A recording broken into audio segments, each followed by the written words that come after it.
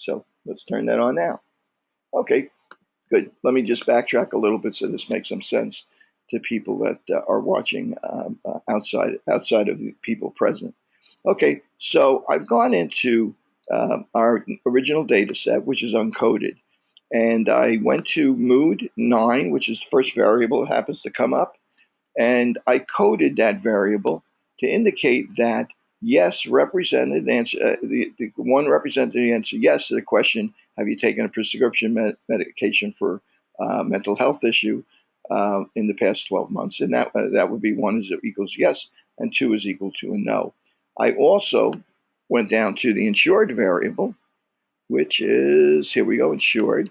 And this is basically whether you're insured or not. And I coded that. And 1 represented insured and 2 represented not insured. Okay, and that's simply done by clicking in here. If I had a 3, don't know or something like that, I would add that in, click add, and it would add it to it. Okay, we don't have that, so I'm not going to bother with that. Okay, so now 1 represents yes, they had a prescription for medication, and 1 represents that they are insured. Okay, so let's examine. These are 2 categorical variables. So can you guys suggest for me what kind of analysis that I'm going to be doing here? What kind of statistic I'm going to be using?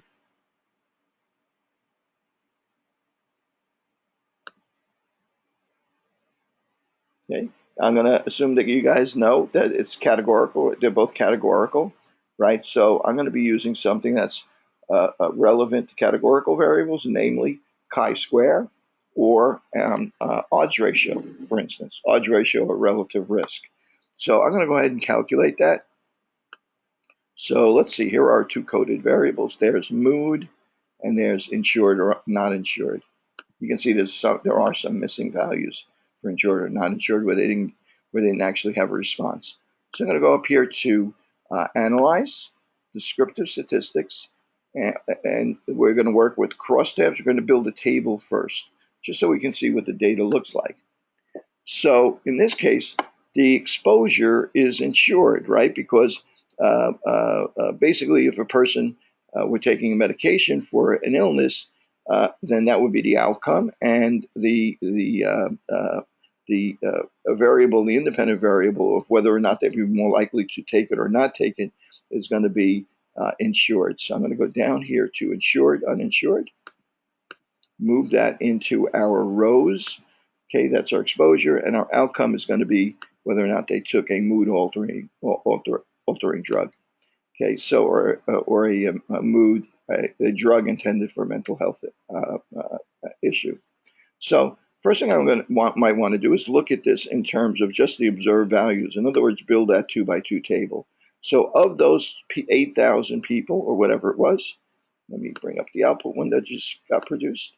Of those 8,000 people, right, 8,400 people, 7,500 of them were insured.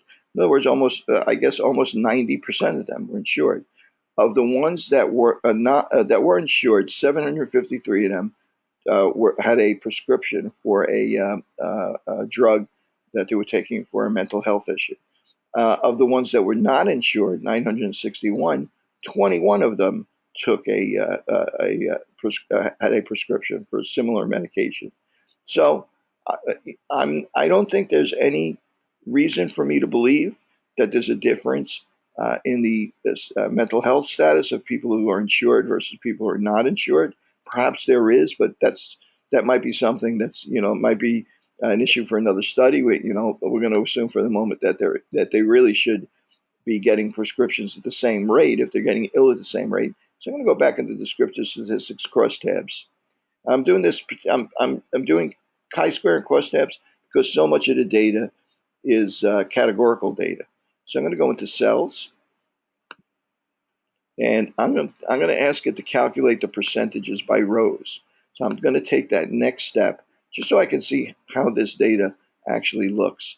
So if I look at it percentages by rows, 10% of the people that were insured were getting had a prescription medication, and only 2.2% of the people that were uninsured had a prescription for a mental health issue.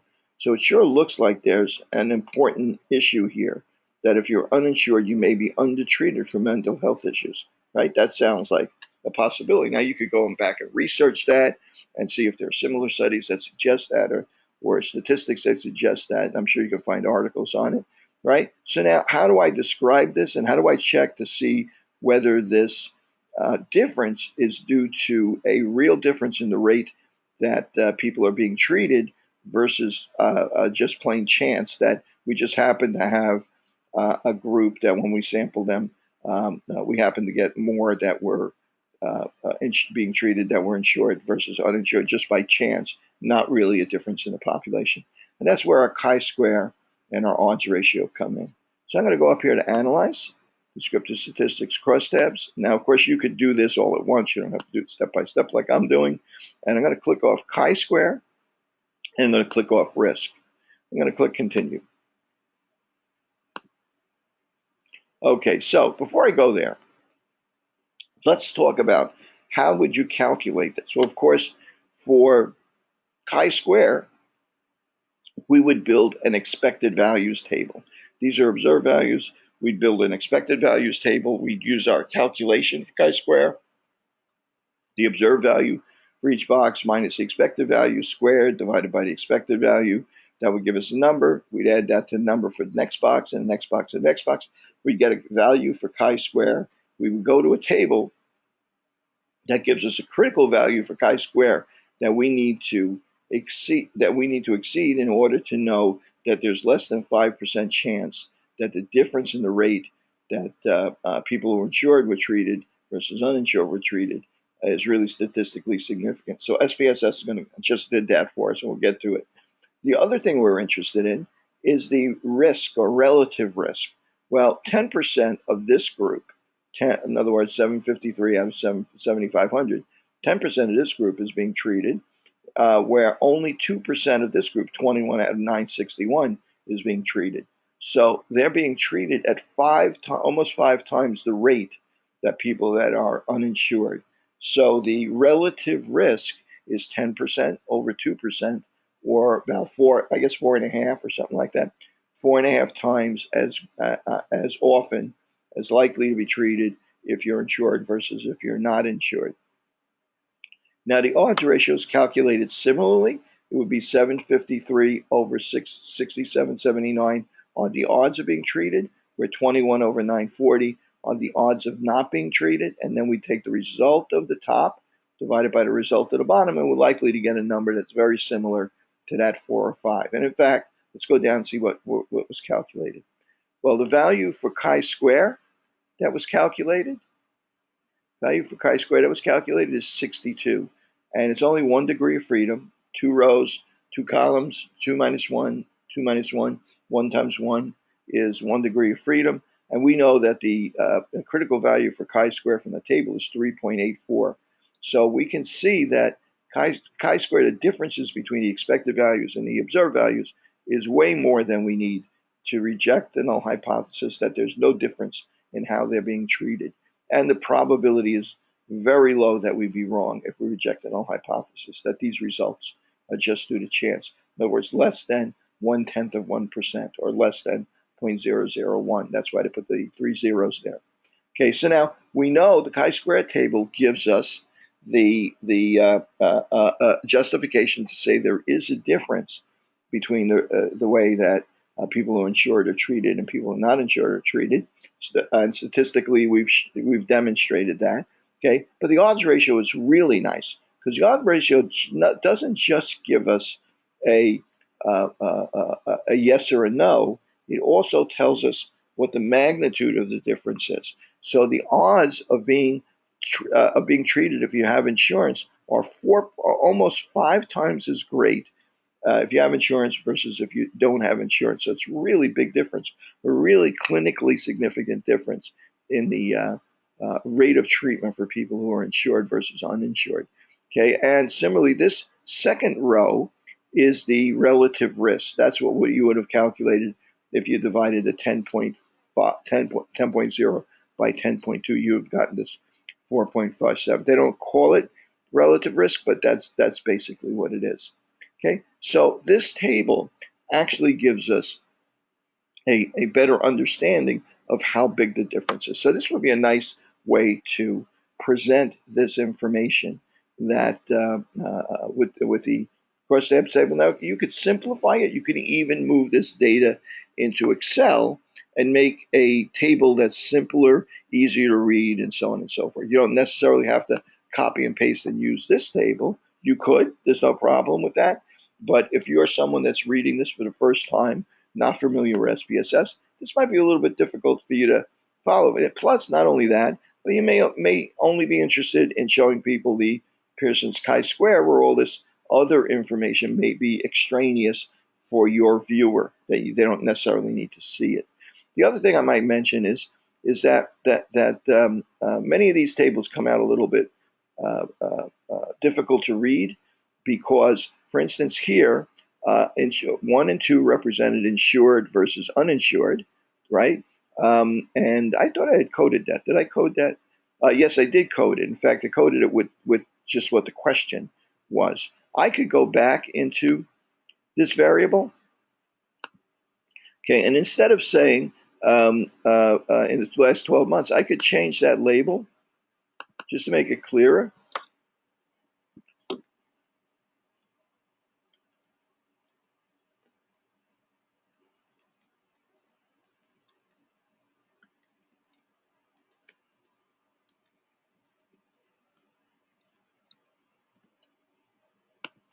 Received and over here, okay, could be one yes and 2 no.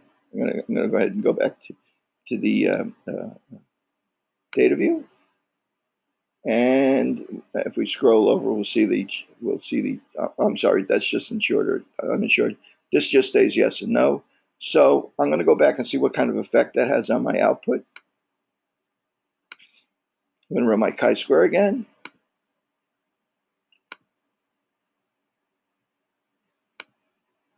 Okay, let's see what that looks like. And here we are down here. Okay. Actually, it didn't change it, did it? Why didn't it change it?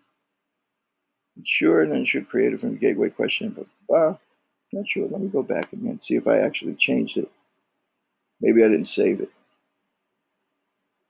Or maybe I changed the wrong one. Oh, I changed the mood. Excuse me. Let me change insured also. Okay. Okay, and I'll just change that to just insured or uninsured.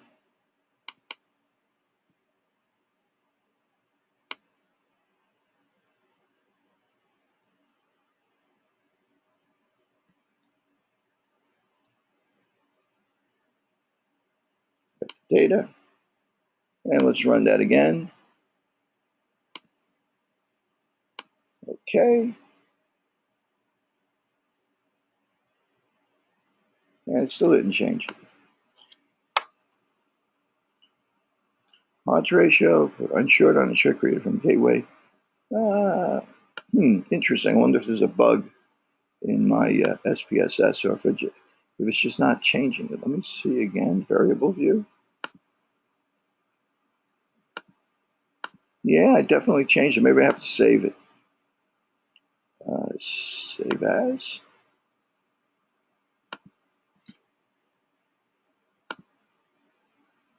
Okay. I'm going to close it and reopen it.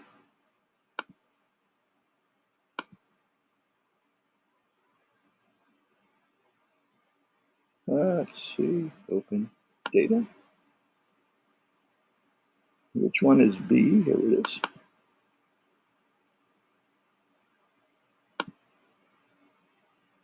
Let me see here. Plus tabs. And I'm going to move in our rows. See, now it did change it, it seems like. That's our outcome.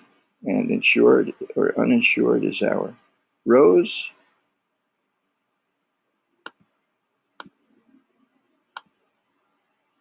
Okay. And I'm going to, good. And I'm going to, and notice how it still didn't change it. This is really weird. Okay. Analyze, crosstabs, short uninsured. Okay, it's got the right description. Got the, okay, got that right description. Statistics, chi-square, risk, continue. Okay. And up, finally, here we go. Now this table received a prescription for mental health problem, insured or uninsured. It's a little bit clearer. It's a little easier for someone, an outsider, to read it. Okay, I did have to save the file, reopen the file so that it would actually see the difference in the description that I used. Oh, I know what happened. I had backed up and I was reading some of the output from the previous analyses. As you guys have probably observed, SPSS just keeps adding on to the same output file, output window, all of the analyses that you have done. So you could actually use this kind of index on the side here and go back to any analysis that you've done before, or scroll down to the most recent one. So we can see that simplified things a little bit, made the table a little bit clearer. And in fact, we could also, if we wanted to, change that value yes and the value no to insured or uninsured, okay, rather than yes or no. And it might make some of these tables even a little bit clearer. Okay, so we have a yes and a no here, and insured or not insured here. Okay, so that's how we would deal with this. Now again, you could just copy these out into Excel, right? Might even be easier just to actually copy them, just to actually retype them. Whoops. Let me start a new workbook. Get rid of that thing. And you can actually build a new workbook that, for instance, odds ratio, right, for insured, odds ratio for insured versus uninsured, and it might be 4.91, 4.981.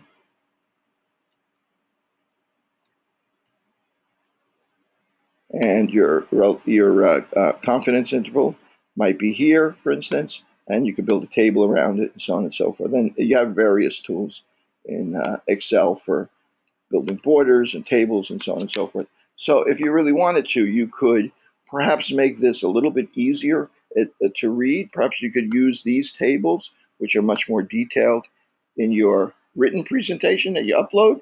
But if you want to simplify your work for the visual presentation that you're going to make, you might want to build your own little tables or something like that, either in Excel or Word or something like that, just make it a little bit clearer. So that's a situation where we might be looking at chi-square and odds ratio for categorical variables. I'm gonna open up a database that I kind of skimmed down that we were working with yesterday. Okay, and I eliminated most of the variables here. Okay, cancel. It's already open. Good. Okay, I'm going to go into this data set. Whoops, not that one. Here we go, this data set. So this one I've reduced to 5 variables. Okay, and they're all nominal variables. I don't have a numerical variable in here. You could work with numerical variables if you wanted to. Like I said, I've been concentrating on categorical variables only because so many of these are categorical variables. Well, one of the things I might be interested in is, let's take a look at these questions. Please tell me, let's see, please tell me which nativity, whether a person was born in the United States or is foreign born. A gender, we have a yes, no here. Let me see, which inheritance or ancestry represents group. Okay, so I'm going to take a look at, actually I'm going to take a different variable. Let me go back here. So I'm going to stick with mood 9, except this time I want to find a variable that has more than two values, because there's a little bit of an issue with that, as you guys have probably noticed if you try to, if you were trying to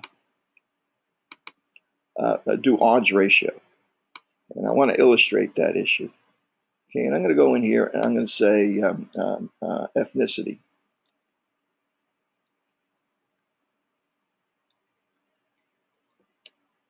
Okay, and let's see if what we have here. It's 30.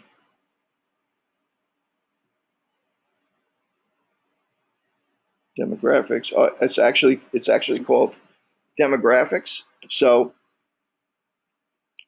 let me see if I can't find it. Let's see, sex, race. Okay, let's use a new race. Okay, which is they probably call it new race because it was kind of coded differently in previous versions. Let's look at this variable new race. Okay, so the answers to that are 1, white, non-Hispanic, 2, black, non-Hispanic, 3, Hispanic, 4, Asian Pacific Islander, and 5 was other non-Hispanic. Okay, so we have 5 possible outcomes here for a person's ethnicity. So let's take a look to see if there's an association between ethnicity, using these 5 categories in this variable, and the likelihood of having been prescribed a medication for a mental health issue. So let's see if we can't find those 2 variables in our output. So we have mood 9, and now we have to find new race. So I'm going to go up here to see find, and I'm going to find new race.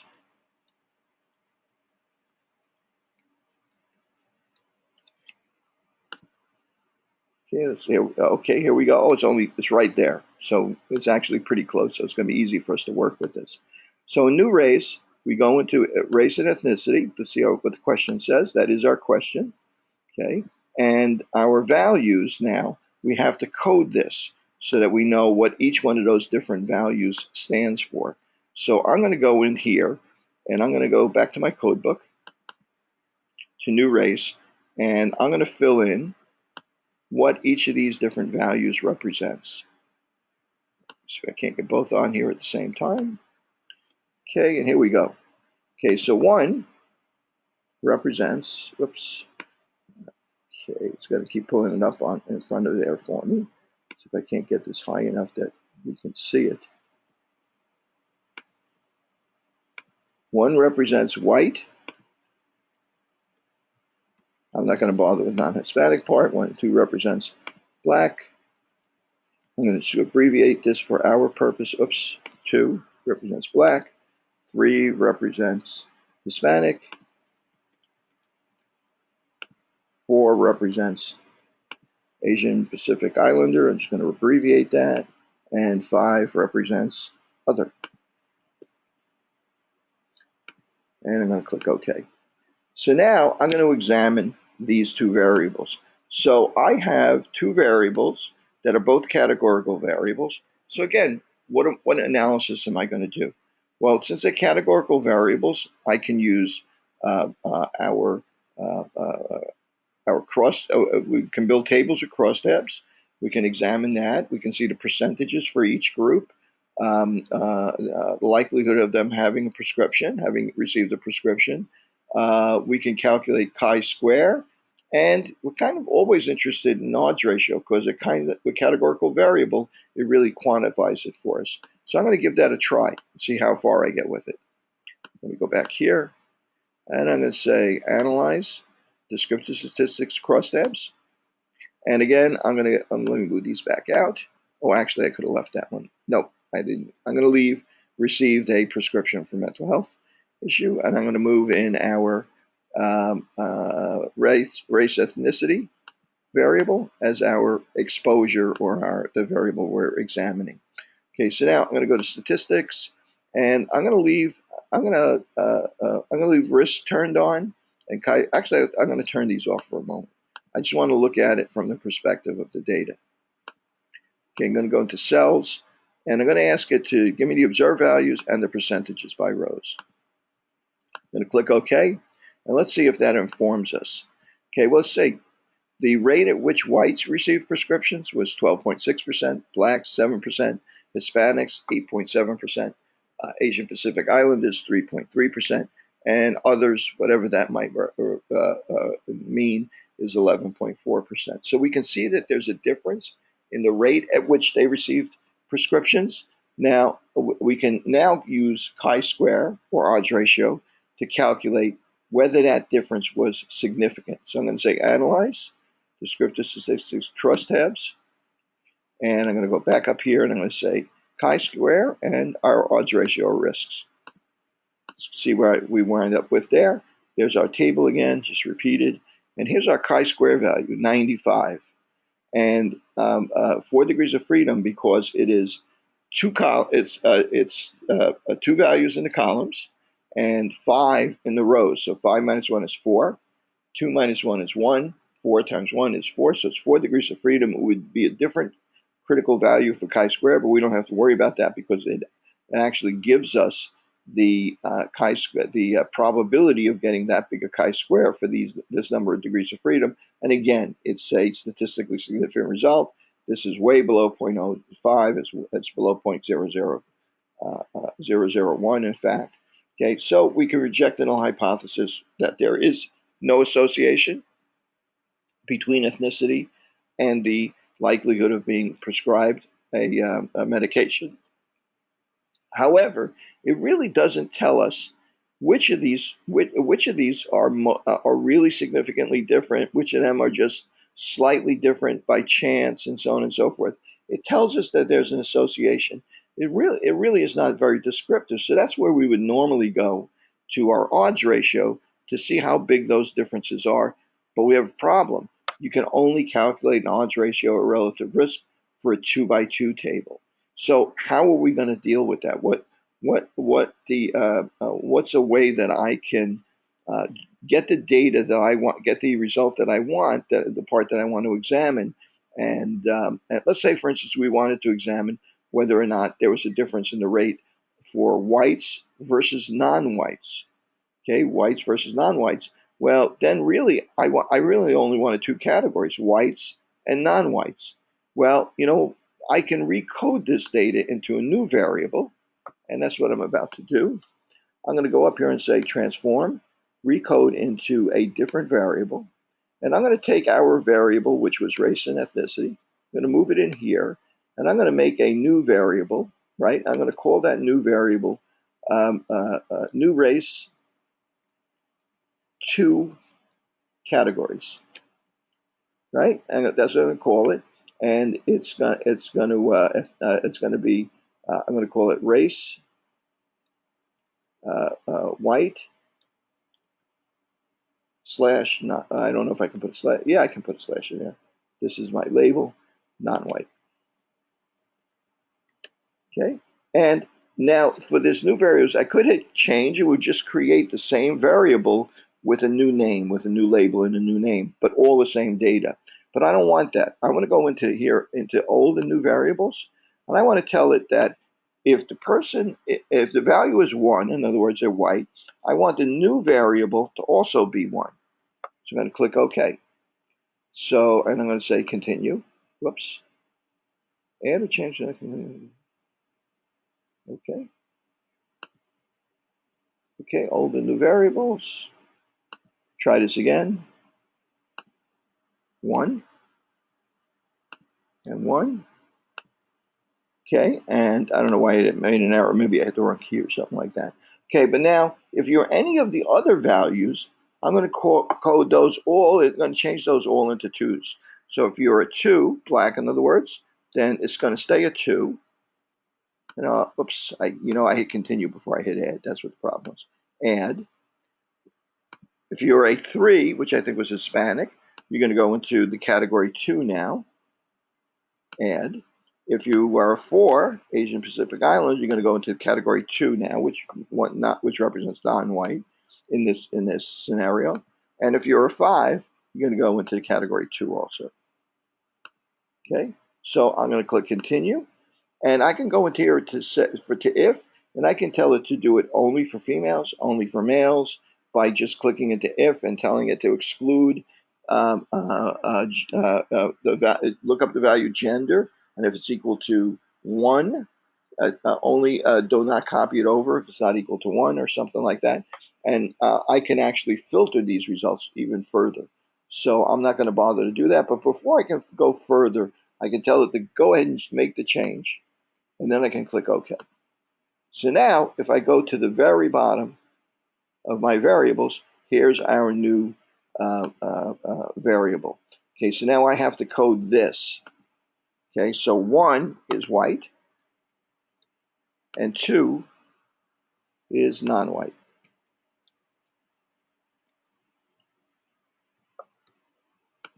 Okay, and click OK.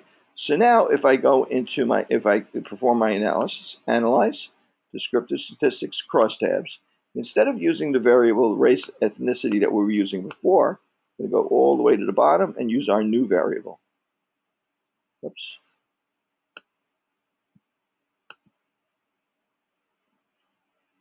Well, I misspelled race, I guess. And I'm going to click. All our statistics are turned on. All of our descriptions, our rows, observed values. I'm going to click OK, and let's see what our output looks like now. Well, now we have 2 groups instead of 5 groups.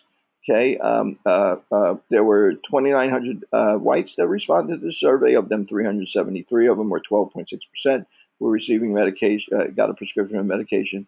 Non-whites, only 7.2% received prescriptions.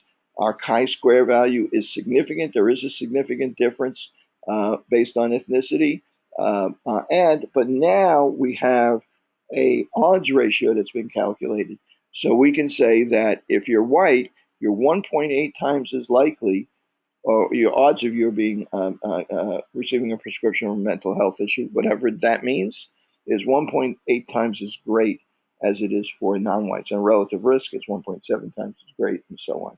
Okay, so you could manipulate this data so that you can regroup it so that if you can't get an odds ratio, you could, if you wanted to, just copy over 2 of the ethnic groups. If you only wanted to examine blacks versus Hispanics, you would just copy over the value 2 and 3 over to a new variable that you would create. Okay, so I just want to, so there's a lot of things you can do with categorical variables by stretching SPSS a little bit, by recoding data. Okay, so now the other thing I wanted to talk about is let's go over what the people on the that did the sample uh, uh, uh, presentations, what their results look like, what their outputs were, how they approached their statistics. Yesterday we looked at their descriptive statistics. Let's run through what their results look like as well. Okay, let me just go click back in here. Okay, and this is under final project. Okay, and let's take a look at what some of these look like. Try that one. Okay, and this one, examining flu vaccines in New York City and who's likely to get the flu vaccine or in New York City, really. Okay, we talked about their descriptive statistics. They went a little bit up front with the methods first in terms of like, well, actually they talked about the way the data was collected and so on. And the descriptive statistics describes the population. There is a variable, at least there wasn't in 2011 for age. I'm not so sure. There's a numerical variable that actually gives the exact age. And this, there probably is.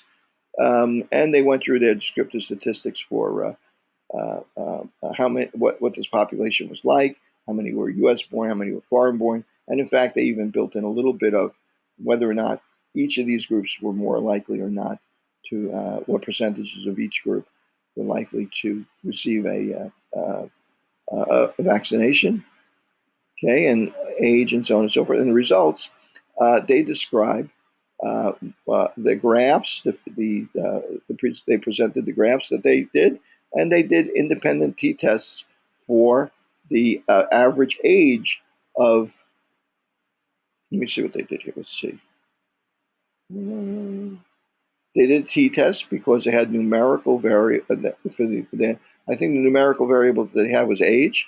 So I think that they compared the age of people that received, average age of people that received them, to the average age of people that did not receive a flu shot. They then also examined whether a person was likely to have gotten a flu vaccine if they had health insurance. And since that was a categorical variable, they used Pearson's chi-square to demonstrate it was significant. They compared whether or not a person received flu vaccine, yes or no, versus gender, male or female, categorical. So they used chi-square. They examined nativity and flu vaccine. That's a yes, no also. So they examined that as well. And they gave us their conclusion. Now, they didn't give us the odds ratios here. They probably could have, because this probably was a 2x2 table. So I would have been interested in what the odds ratios were as well. How much more likely is it of males how much more likely is it that males would have received a flu vaccine or females would receive a flu vaccine versus males, rather than just the chi-square value, which suggested it's not significantly, actually it's not significantly significant, not statistically significant. I think that's the same thing that most of you guys found this year. But we see that whether or not you're born in the United States would influence whether you were vaccinated. I would like to know, for instance, if the odds ratio or relative risk would tell us whether that's twice as likely, 5 times as likely, 10 times as likely, and so on. And they gave us their conclusion. Okay, even though they didn't give us the odds ratio, they gave us this was pretty clear and concise, and they gave us a pretty good rundown of their conclusions as well. Okay, so I'm going to close this one. Oops, I closed the whole thing, my goodness. I thought I had that open in Word, but I guess I just had it open in a browser.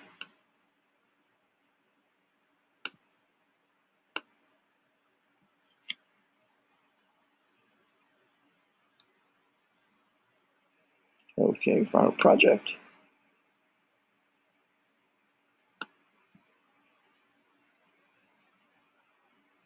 Okay, let's take a look at another one. Let's try this one. Okay, association between obesity and soda and sugary drink consumption. So I know that a lot of you people have been looking at the variable soda, but I think there's another variable that examines sugary drink consumption as well in the database. Okay, so we got our descriptive statistics, what the breakdown of the population is, how we look at our variables, race in terms of like what percentage of each age group is obese or overweight, employment status, obesity based on employment status. Gave us a basic rundown of what the descriptive statistics basically showed us what their population looked like in terms of these variables. Okay, and then talked about the methods that they were going to use. You don't have to use this exact format. It might be a little bit different than the description in the on Blackboard, but you can if you want. They discussed the information that was available, and they discussed how they were going to evaluate it. This person decided they're going to do a crosstab and attempt to do an odds ratio. And so let's see what they found. They published this is the results, and they found that this is the frequency of sugary beverage drinking based on the obesity status. If you were non-obese, you were apparently, look like yes and no is people, obesity is the black one. So it looks like actually it's it's easier probably to look at the odds ratio here. The odds of consumption of one or more sugary drinks per day on average based on obesity. The odds ratio was 1.46, that was 1.69, and this was the confidence interval for the odds ratio. So we can see since 1 is omitted, it's statistically significant results. And then they gave us our summary and conclusion that that suggests that, let's see, If that oh, and they filtered it down to just women. They just focused on a single gender. Obese women had a significantly increased odds of consuming one or more sodas, sugary drinks per day based on their BMI or their status based on BMI. So they gave us a conclusion based on what the results were, and they showed us their statistics, okay, which were, I guess, she's focused on odds ratio, which is fine as opposed to uh, um, uh, chi-square. So she didn't bother doing chi-square. She decided that the odds ratio was going to demonstrate the same thing, and it was going to be easier to understand and interpret as well. So, which I agree with the odds ratio, and like once you've done the odds, if it's a 2 by 2 table and you can do odds ratio, basically you're not going to need the chi-square, and the chi-square probably won't add very much to your analysis. Okay, let me just take a look at one more. I'm not going to make that mistake again, I hope. Okay, this one was a person working with their own data set, Patrick. Okay, and he gave us descriptive statistics. He was examining whether pet store birds, breeders' birds, were more or less likely to be screened for and or have disease. Okay, and he gave us a lot of descriptive statistics up here. And let's see. And then he went in and calculated what the odds ratios were for any action. This was a little bit laborious because the way he did odds ratios is that he picked as the basis one particular bird, Amazon parrot, for instance, and he used that as a reference.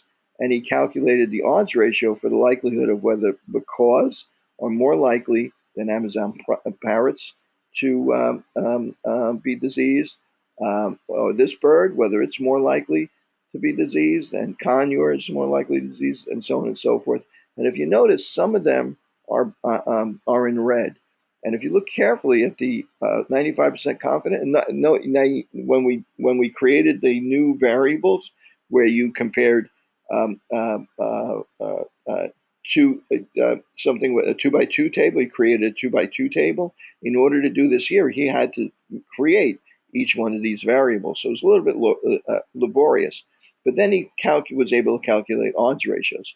And he found that, gee, look at this. This one was 9.6 times, this one was 2.58 times as likely as Amazon parrot to be diseased. Okay, but look, the confidence interval includes the value 1, so that was not statistically significant. This one was 9 times as likely as the Amazon parrot to be diseased, but one is excluded, so he was able to say that that result was statistically significant. So the ones that are highlighted in red are the results that were apparently statistically significant. Okay, and he actually even broke it down by different kinds of diseases and so on and so forth. This one was African gray was 17 times as likely to have this particular condition as the Amazon parrot, and so on and so forth. So he did a lot of interesting work here, right? And he was able to use some data sets that he had available to him because of his outside interests. Okay, so that's how he approached this, and he used, because it was categorical data, he used odds ratio. You could use odds ratio or chi-square, or you could use both of them in conjunction. Okay, so I think that between all these examples and some of the stuff that we've done in class, I think you guys have a pretty good idea of where you might go with your particular variables, and you're welcome to get a little adventurous with it. When we have the oral presentation uh, on Monday, I'll try. If there's an issue with something that you've done, we'll go. We'll go over it. We'll kind of all critique each other's work and stuff like that, and you'll have an opportunity to make some adjustments or something like that to the version that you've uploaded. I can give you 24 hours or something like that to make any changes that you want to in the version you uploaded. So hopefully that helps. And I'll see you guys tomorrow night. I know I'm not sure how many this particular group that's online right now is presenting, but hopefully we'll see some interesting stuff tomorrow night. We'll certainly have a lot of fun, listening to each other presenting this material. Okay, take care, guys, and good luck tomorrow night. I'll see you. I promise you, it'll be really interesting. We've done this before, and it always turns out to be a lot of fun. Take care. Bye.